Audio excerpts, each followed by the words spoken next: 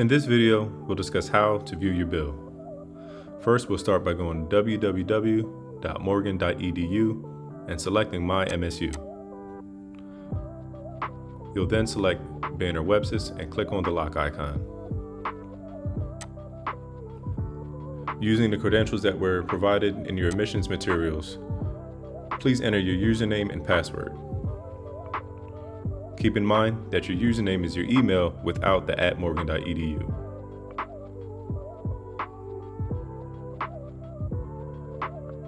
From this page, you'll then select Student Self-Service.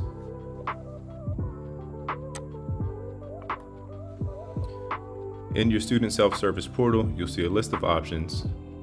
You'll scroll down and select Account Detail for Term. In Account Detail for Term, click the drop-down box and select your current term, Fall 2024. Here, you can review detailed transactions on your account, including current and future balance totals for the selected term and other terms. In addition to reviewing term charges and term balances, you can also pay now using the icon at the top of your screen.